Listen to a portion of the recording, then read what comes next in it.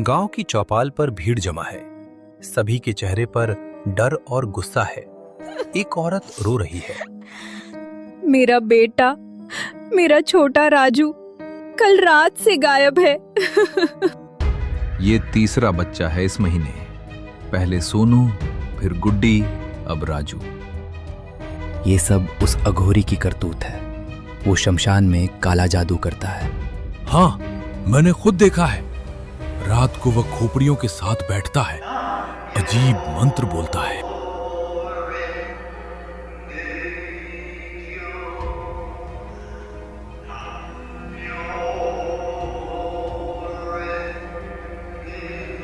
तभी पीछे से एक आवाज आती है। नहीं, अघोरी बाबा बुरे नहीं हैं। सब मुड़ते हैं। आरती आगे आती है। वो साधारण कपड़ों में है, लेकिन आंखों में दृढ़ता है। मैं जानती हूँ सच्चाई। 5 साल पहले उन्होंने मेरी जान बचाई थी। बेटी आरती, तुम गलत हो। वो अघोरी तुम्हारे दिमाग में भ्रम भर चुका है। असली सच ये है कि वो हमारे बच्चों को मार रहा है। नहीं पंडित जी, ये झूठ है। बेटा, हम समझते हैं तुम्हारी भावनाएं, लेकिन सबूत सामने है। बच्चे गायब हो रहे हैं और वो अघोरी रात को शमशान में अजीब काम करता है।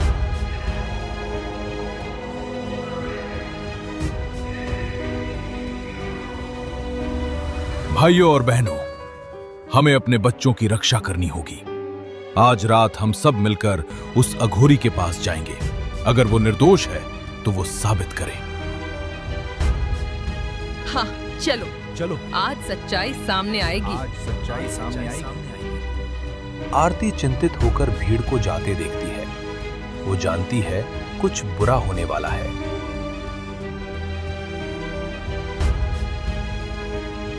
शमशान के बीच में काल भैरव बैठा है। उसके चारों ओर खोपड़ियों का घेरा बना है। वो त्रिशूल हाथ में लिए मंत्र बोल रहा है। ओम भूत प्रेत पिशाच यक्षिणी बंधनम मोचय स्वाहा। अचानक उसके सामने एक आकृति प्रकट होती है, एक सुंदर औरत। लेकिन उस समय वो औरत एक डायन में बदल जाती है। काल भैरव, कब तक मुझे रोकोगे? छोड़ दो ये लड़ाई। तुझे इस गांव पर कब्जा नहीं करने दूंगा डायन, जब तक मेरे शरीर में प्राण है। तेरे शरीर में प्राण? आज रात तक ही है अघोरी। देख, तेरे गांव वाले आ रहे हैं, क्रोध से भरे, तुझे मारने। दूर से मशालों की रोशनी दिखती है और भीड़ की आवाजें आती हैं। वहां है अघोरी, पकड़ो उसे। चलो, आज सच्चाई सामने आएगी। तूने उन बच्चों को और उनके गायब होने का इल्जाम तुझ पर। तेरे पंडित मित्र ने अच्छा काम किया। उसने पूरे गांव को तेरे खिलाफ भड़का दिया। पंडित त्रिवेदी वही तेरे साथ है? 25 साल से उसी ने मुझे बुलाया था, लालच में। अब वो मेरी मदद से बहुत शक्तिशाली बन जाएगा और तू मर जाएगा। वो गायब हो जाती है। भीड़ पास आ रही है। काल भैरव खड़ा होता है। उसे पता है वो गांव वालों को नहीं मार सकता। वे निर्दोष है, सिर्फ भ्रम में है। शिव, मुझे शक्ति दो सत्य की रक्षा करने की।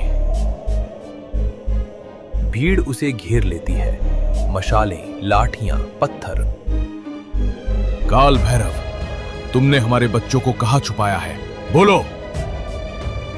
मैंने किसी को नहीं छुआ, मैं उन्हें बचा रहा था। असली दुश्मन कोई और है। सुनो, ये झूठ बोल रहा है, हमें बहकाने की कोशिश कर रहा है।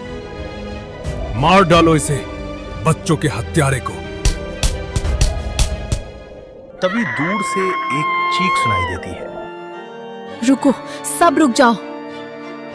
वह भीड़ के बीच में आकर काल भैरव के सामने खड़ी हो जाती है। पहले मुझे मारना होगा। बाबा निर्दोष है, उन्होंने मेरी जान बचाई थी। बेटी हट जा, तू यहाँ क्यों आई? मैं सच्चाई जानती हूँ बाबा, मैं इन्हें बताऊंगी। लेकिन तभी पंडित त्रिवेदी एक भारी पत्थर उठाता है और काल भैरव के सिर पर मारता है। काल भैरव लड़खड़ाता है, खून बहने लगता है। नहीं। भीड़ और हमले करती है, पत्थर लाठियां बरसने लगती हैं। काल भैरव गिर जाता है। आरती उसके पास दौड़ती है, लेकिन गांव वाले उसे पीछे खींच लेते हैं। बेटी आरती, तू सावधान रहना। पंडित और डायन दोनों साथ। उसकी आंखें बंद हो जाती हैं, सांस रुक जाती है। आरती रोती है, भीड़ चुप हो जाती है। पंडित त्रिवेदी चुपके से मुस्कुराता है। काल भैरव की आत्मा अचानक सफेद धुंध में तैर रही है। वह भ्रमित है। ये कहाँ हूं मैं? शमशान, भीड़, आरती, मैं मर गया। एक गूंजती आवाज सुनाई देती है। स्वागत है काल भैरव, तुम बाड़दों में हो, मृत्यु और पुनर्जन्म के बीच। बार्डो, मैं मर गया, लेकिन कहाँ हूं? डायन, वो अब बिना किसी रोक टोक के। तुम्हारा शरीर मर गया, लेकिन तुम्हारी यात्रा अभी खत्म नहीं हुई। 5 लोकों से गुजरो, सच देखो, फिर चुनाव करो। धुंध साफ होती है। काल भैरव अपने शरीर को देखता है। शमशान में पड़ा है। गांव वाले जा चुके हैं, लेकिन तभी उसका शरीर हिलता है। आंखें खुलती हैं, लेकिन वे लाल हैं। नहीं, मेरा शरीर, वो शरीर उठ खड़ा होता है। मोहिनी की हंसी गूंजती है। डायन ने काल भैरव के शरीर पर कब्जा कर लिया है। अब ये शरीर मेरा है, इसकी सारी शक्तियां मेरी। और सबसे अच्छी बात, गांव वाले सोचेंगे तुम जिंदा हो। जब मैं उन्हें मारूंगी, वे तुम पर इल्जाम लगाएंगे। काल भैरव की आत्मा चीखती है, लेकिन कोई आवाज नहीं सुनता। वह बस देख सकता है। यात्रा शुरू करो काल भैरव। पहला लोक, स्मृति लोक। अपना जीवन देखो। धुंध फिर से घेर लेती है। दृश्य बदलता है। सफेद धुंध धीरे धीरे साफ होती है। काल भैरव अचानक खुद को एक विशाल रहस्यमय हॉल में पाता है। चारों ओर दर्पण है, छोटे बड़े गोल चौकोर। हर दर्पण में एक अलग दृश्य चल रहा है। काल भैरव घूमकर चारों ओर देखता है, भ्रमित और हैरान। ये क्या जगह है? ये दर्पण, ये तो मेरी यादें हैं। स्वागत है काल भैरव स्मृति लोक में। यहाँ तुम देखोगे अपना पूरा जीवन, हर पल, हर निर्णय, हर खुशी, हर दर्द। लेकिन क्यों? मुझे अपनी यादें देखने से क्या होगा? समझने के लिए तुम कौन थे, तुम कौन हो और तुम क्यों यहाँ हो, देखो और सीखो। एक दर्पण अचानक चमकता है। काल भैरव उसकी ओर खिंचा जाता है। एक छोटा सा घर, सुबह का समय, धूप खिली है। एक आदमी, राजेश शर्मा, 25 साल पहले का काल भैरव, साधारण कपड़ों में मुस्कुराता हुआ। वह एक सरकारी दफ्तर में क्लर्क है। उसकी पत्नी सविता रसोई में गाना गुनगुनाती हुई चाय बना रही है। 5 साल की बेटी पूजा खिलौनों से खेल रही है। सविता, देखो, पूजा ने आज पहली बार अपना नाम लिखा, पूजा।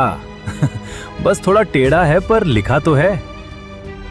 हमारी बेटी तो बहुत होशियार है, बड़ी होकर डॉक्टर बनेगी, है ना पूजा?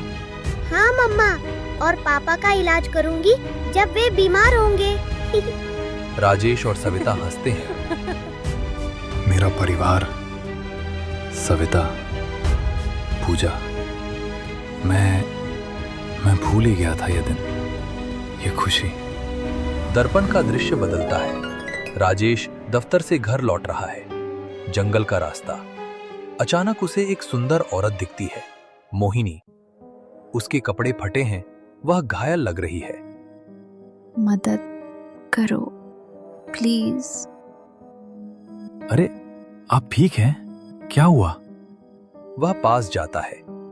मोहिनी मुस्कुराती है, लेकिन एक अजीब मुस्कान। तुम बहुत भोले हो। ऐसे लोग मेरा पसंदीदा शिकार होते हैं। उसका रूप बदलने लगता है। बाल लंबे होते जाते हैं, आंखें लाल। डायन का असली चेहरा। तुम कौन हो?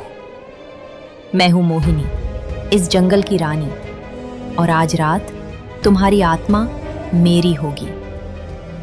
वह राजेश की ओर बढ़ती है, लेकिन तभी एक बूढ़ा अघोरी वहां आ जाता है, त्रिशूल लेकर। ओम भूत प्रेत पिशाच, पीछे हट डायन। तांत्रिक शक्ति से डायन पीछे हट जाती है। तुम फिर आ गए बूढ़े, हमेशा मेरा शिकार बचा लेते हो। और बचाता रहूंगा जब तक तुझे नष्ट नहीं कर देता। ठीक है, इसे छोड़ती हूं, लेकिन तेरा कुछ तो लूंगी, देख लेना। वह अंधेरे में गायब हो जाती है। राजेश डरा हुआ है। बेटा, घर जाओ और सावधान रहना, ये डायन खतरनाक है। वो मुझे मारने वाली थी, आपने बचाया, धन्यवाद। अब जाओ, अपने परिवार का ध्यान रखो। राजेश भागता है। दर्पण का दृश्य फीका पड़ता है।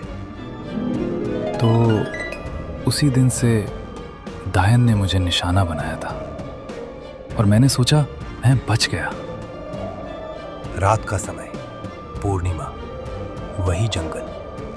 सविता और पूजा भागी हुई आ रही हैं, डरी हुई।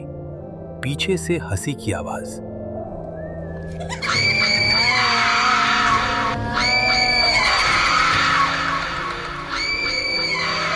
पूजा, तेज भागो, बस थोड़ी दूर और। मम्मा, मुझसे नहीं दौड़ा जा रहा। पापा कहाँ हैं? पापा आ रहे हैं बेटा, बस हम बच जाएं। लेकिन अचानक मोहिनी उनके सामने प्रकट होती है। पूरा डायन रूप, लंबे बाल जमीन तक, लाल आंखें, नुकीले दांत। भागोगी कहाँ सविता? तेरे पति ने मुझे ठुकराया था उस दिन, मेरा शिकार बनने से इनकार किया। अब तुम दोनों को कीमत चुकानी होगी। नहीं, प्लीज मुझे मार दो, लेकिन मेरी बच्ची को छोड़ दो। वो मासूम है। मासूम? मासूम आत्माएं सबसे मीठी होती हैं। पहले इसे खाऊंगी तेरे सामने। सविता पूजा को अपने पीछे छुपाती है। तुझे मेरी बेटी तक पहुंचने के लिए पहले मुझसे गुजरना होगा। जैसी तेरी मर्जी। वो आगे बढ़ती है, नाखून तलवार की तरह लंबे, सविता के पेट में घुस जाते हैं। मम्मा, नहीं। सविता गिर जाती है। पूजा रोती हुई मां के पास जाती है। मम्मा, उठो प्लीज मम्मा। पूजा बेटा, माफ करना, मैं तुझे बचा नहीं पाई। पापा को बोलना मम्मा बहुत प्यार करती थी। सविता की आंखें बंद हो जाती हैं। एक हो गई, अब तेरी बारी छोटी। वह पूजा की ओर बढ़ती है। पूजा डर से जम गई है। पापा। तभी दूर से एक चीख सुनाई देती है। सविता, पूजा, मैं आ रहा हूं।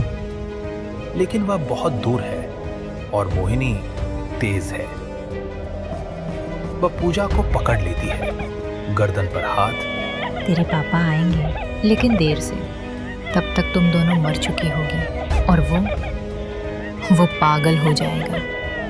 वह पूजा की गर्दन दबाती है। पूजा की सांस रुकने लगती है। पापा। फिर शांति। पूजा की गर्दन टूट जाती है। वह भी मर जाती है। राजेश वहां पहुंचता है, देखता है सविता मरी हुई, पूजा भी मरी हुई और मोहिनी खड़ी है, हंस रही है। नहीं, नहीं सविता, पूजा, नहीं, उठो, प्लीज उठो। रोता है, चीखता है। अब तुझे एहसास होगा मुझे ठुकराने की कीमत। जी अपनी बर्बाद जिंदगी के साथ राजेश। वह गायब हो जाती है। राजेश टूट जाता है पूरी तरह। उसकी चीख पूरे जंगल में गूंजती है। नहीं, मेरा परिवार, मेरी सब कुछ, नहीं। दर्पण का दृश्य फीका पड़ जाता है। सविता, पूजा, मैं तुम्हें बचा नहीं पाया। माफ करना, माफ करना, मैं तुम्हें बचा नहीं पाया।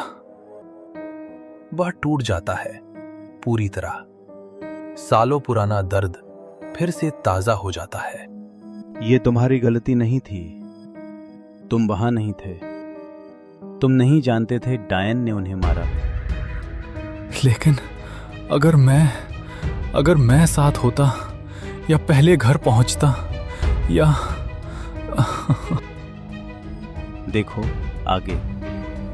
आरती रात भर नहीं सोई। वो खिड़की से बाहर देख रही है। दूर शमशान दिख रहा है। बाबा, वे निर्दोष थे। मैंने बचाने की कोशिश की, लेकिन कोई मेरी बात नहीं सुनता। सब पंडित की बातें मानते हैं और अब वे गए। तभी अचानक उसके माथे पर, ठीक वहीं जहां 5 साल पहले काल भैरव ने राख का तिलक लगाया था, गर्माहट महसूस होती है। ये क्या हो रहा है? माथा इतना गर्म क्यों? गर्माहट बढ़ती जाती है। फिर अचानक उसे कुछ दिखने लगता है। कमरे में धुंधली आकृति, पारदर्शी, नीली रोशनी में चमकती, काल भैरव की आत्मा। कौन है? कौन वहां है? आकृति स्पष्ट होती है। काल भैरव। बेटी, डरो मत, मैं हूं। बाबा, आप यहाँ हैं? लेकिन आप तो मर गए। हाँ, मेरा शरीर मर गया, लेकिन मेरी आत्मा अभी यहीं है, बार्डो में। मैं आपको छू नहीं सकती, लेकिन मैं आपको देख सकती हूँ। कैसे? याद है 5 साल पहले जब मैंने तुझे बचाया था? मैंने तेरे माथे पर तांत्रिक राख का तिलक लगाया था। उसने तुझे तीसरी आंख की शक्ति दे दी। तू आत्माओं को देख सकती है। तो इसीलिए मुझे कभी कभी अजीब चीजें दिखती थी, छाया, आकृतियां। मैंने सोचा भ्रम है। वो भ्रम नहीं थी, असली आत्माएं थीं। लेकिन अब तेरी शक्ति जाग गई है पूरी तरह, क्योंकि तुझे मेरी मदद करनी है। मदद? कैसे? बताओ बाबा, मैं कुछ भी करूंगी। मेरे मरने के बाद डायन, मोहिनी ने मेरे शरीर पर कब्जा कर लिया है। क्या? वो चुड़ैल आपके शरीर में? हाँ, अब वो मेरी तांत्रिक शक्तियों का इस्तेमाल कर सकती है और गांव वाले सोचेंगे मैं जिंदा हूं। जब वो उन्हें मारेगी, लोग मुझ पर इल्जाम लगाएंगे। नहीं, ये नहीं होने दूंगी। बताओ क्या करना है। मुझे बार्डो के 5 लोकों से गुजरना है। हर लोक में एक परीक्षा है। अगर मैं सब पास कर लूं, तो मुझे अपने शरीर में वापस आने की शक्ति मिलेगी। तब मैं डायन से लड़ सकता हूं। और मुझे क्या करना है? 2 काम। पहला, पंडित त्रिवेदी का असली चेहरा दुनिया के सामने लाना। वही डायन के साथ मिला है 25 सालों से। वे तो इतने धार्मिक। बाहर से, अंदर से वो काला जादूगर है। उसी ने डायन को बुलाया था शक्ति पाने के लिए, लेकिन डायन ने उसे धोखा दिया। अब वे दोनों मिलकर काम कर रहे हैं। मैं सबूत ढूंढूंगी। और दूसरा काम? मेरी कुटिया में जाना, शमशान के पास। वहां एक लाल रंग की किताब है, अघोर तंत्र ग्रंथ। उसमें एक अनुष्ठान लिखा है, मृत आत्मा को वापस बुलाने का। तुझे वो अनुष्ठान करना होगा। लेकिन मुझे तो तंत्र मंत्र कुछ नहीं आता। किताब में सब लिखा है, बस खतरनाक होगा। डायन और पंडित तुझे रोकने की कोशिश करेंगे। मुझे परवाह नहीं। आपने मेरी जान बचाई थी, अब मैं आपकी बचाऊंगी। तभी दरवाजे पर दस्तक होती है। आरती, किससे बात कर रही है? खोल दरवाजा। मैं जा रहा हूं। याद रख, पंडित और डायन दोनों खतरनाक हैं। सावधान रहना। और धन्यवाद बेटी। वह गायब हो जाता है। आरती दरवाजा खोलती है। तू ठीक है? मुझे लगा किसी से बात कर रही है। मैं ठीक हूँ माँ, बस खुद से सोच रही थी। देख बेटी, कल की बात भूल जा। वो अघोरी बुरा था, अच्छा हुआ जो हुआ। जी माँ। माँ चली जाती है। आरती खिड़की से बाहर देखती है, शमशान की ओर। आज रात मैं कुटिया जाऊंगी और सच सबके सामने लाऊंगी। स्मृति लोक से निकलने के बाद काल भैरव अचानक एक नए स्थान पर है। चारों ओर सुनहरी रोशनी, विशाल कमरा, बीच में एक तराजू, मानवीय कद से बहुत बड़ा। स्वागत है कर्मलोक में काल भैरव। यहाँ तुम्हारे कर्मों का न्याय होगा। न्याय? मेरे कर्मों का? हाँ, देखो तराजू को। एक पलड़े में सफेद पत्थर तुम्हारे अच्छे कर्म, दूसरे में काले पत्थर तुम्हारे बुरे कर्म। अब हम देखेंगे कौन भारी है। तराजू के ऊपर आकाश में छवियां दिखने लगती हैं, काल भैरव के जीवन के दृश्य। अच्छे कर्म आरती को बचाना, 5 साल पहले डायन से लड़ाई। एक सफेद पत्थर तराजू के एक पलड़े में जुड़ता है। 10 साल पहले एक बच्चे को नदी में डूबने से बचाना। एक और सफेद पत्थर जुड़ता है। गांव को कई बार डायन के हमलों से बचाना, चुपचाप, बिना किसी को बताए।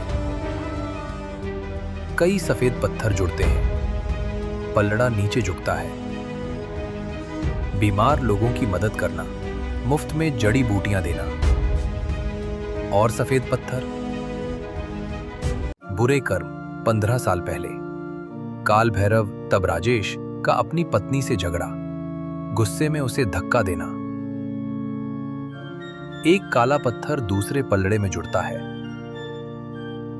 अघोरी बनने के शुरुआती दिनों में एक चोर को बहुत बुरी तरह पीटना, लगभग मार देना। एक और काला पत्थर, अपने परिवार की रक्षा न कर पाना। ये कर्म नहीं, लेकिन काल भैरव खुद को दोषी मानता है। एक बड़ा काला पत्थर जुड़ता है। रुको, ये मेरी गलती नहीं थी, मैं वहां था ही नहीं। लेकिन तुम खुद को दोषी मानते हो। तुम्हारा अपराध बोध, वह भी एक बोझ है। तराजू हिलता है, दोनों पलड़े लगभग बराबर। फिर धीरे धीरे सफेद पत्थरों वाला पलड़ा नीचे झुकता है। अच्छे कर्म भारी हैं, तुम्हारे अच्छे कर्म तुम्हारे बुरे कर्मों से ज्यादा है। तुम्हारा हृदय शुद्ध है। तुमने गलतियां की, लेकिन तुमने सुधारा भी। तुमने लोगों की मदद की बिना स्वार्थ के। तो मैं पास हो गया? हाँ, तुम योग्य हो मोक्ष के। जब तुम मोक्ष द्वार पर पहुंचोगे, तुम्हें शाश्वत शांति मिलेगी। लेकिन मेरा काम अधूरा है। गांव अभी भी खतरे में है। डायन मेरे शरीर में है। मैं अभी मोक्ष नहीं ले सकता। ये तुम्हारी जिम्मेदारी नहीं रही। तुम मर चुके हो। अब ये जीवितों का काम है। नहीं, जब तक गांव सुरक्षित नहीं, मेरा कर्तव्य पूरा नहीं। मैं 20 साल से यह काम कर रहा हूं। अब छोड़कर नहीं जा सकता। तराजू तेजी से चमकता है। सुनहरी रोशनी फैलती है। तुम कर्तव्य को मोक्ष से ऊपर रखते हो। ये दुर्लभ है। तुम सच्चे योद्धा हो काल भैरव। आगे बढ़ो। माया लोक तुम्हारा इंतजार कर रहा है। लेकिन सावधान, वहां तुम्हारी सबसे बड़ी इच्छा तुम्हें रोकने की कोशिश करेगी। फर्श खुलता है। सुनहरी सीढ़ियां नीचे जाती हैं। काल भैरव उतरता है। काल भैरव अपने परिवार सविता और पूजा को देखता है। वे मुस्कुरा रहे हैं, जैसे कुछ हुआ ही नहीं। आओ राजेश, सब खत्म हो गया। अब यहीं रहो हमारे साथ। काल भैरव की आंखों में आंसू आते हैं। कदम आगे बढ़ते हैं, लेकिन तभी उसे आरती की आवाज सुनाई देती है। बाबा, गांव जल रहा है। वो आपके शरीर में है। काल भैरव रुक जाता है। वो आंखें बंद करता है और पीछे हट जाता है। मेरा सुख मेरा नहीं है। अब मेरा धर्म अभी बाकी है। दृश्य टूट जाता है। एक विशाल उज्जवल द्वार, शांति, प्रकाश। काल भैरव, तुम्हारे लिए मोक्ष तैयार है। दुख खत्म, यात्रा समाप्त। काल भैरव कुछ पल देखता है, फिर मुड़ जाता है। जब तक अधर्म जीवित है, मेरा मोक्ष अधूरा है। द्वार बंद हो जाता है। उसकी आत्मा आग की तरह जलने लगती है और वो वापस खिंचता है जीवित दुनिया में। आरती अघोर तंत्र ग्रंथ खोलकर अनुष्ठान कर रही है। मंत्र गूंजते हैं। तभी अचानक पंडित त्रिवेदी वहां आ जाता है। बहुत देर कर दी बेटी। अब वो शरीर मेरा और डायन का है। वो काला तंत्र करता है। आरती को रोकने की कोशिश करता है। तभी जमीन हिलती है। शमशान की राख से एक भयानक तांत्रिक शक्ति उठती है। काल भैरव की आत्मा अब और भी शक्तिशाली वापस आती है। काल भैरव अब साधारण आत्मा नहीं, एक अघोर रूप में है। आंखें जल रही हैं। शरीर धुएं और राख से बना। वो सीधे पंडित की ओर बढ़ता है। तूने धर्म का नाम लेकर अधर्म किया। अब तेरा हिसाब होगा। वो पंडित को हवा में उठा देता है। पंडित चिल्लाता है। काल भैरव उसके पापों को दिखाता है। बच्चों की आत्माएं, धोखा, लालच। फिर वो अपने कपाल से अग्नि निकालता है और पंडित को उसी में जला देता है। पंडित चीखते चीखते राख बन जाता है।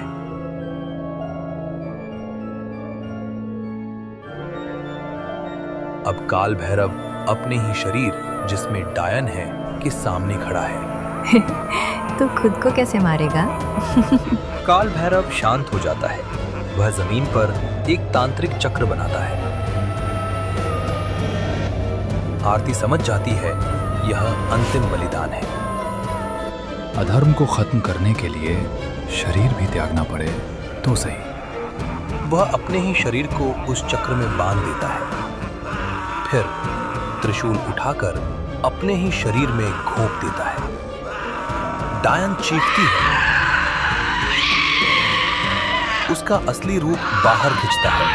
काल भैरव उसे पकड़ लेता है और धीरे धीरे उसकी आत्मा को अंदर से तोड़ देता है। ना खून, ना तलवार, बल्कि आत्मिक विनाश। मोहिनी की चीखें धीमी होती हैं और वह धुएं में बिखर जाती है। शांति। काल भैरव की आत्मा अब शांत है। आप वापस क्यों नहीं आए? काल भैरव हल्की मुस्कान देता है। कुछ लड़ाइयां जीतने के लिए खुद को खोना पड़ता है।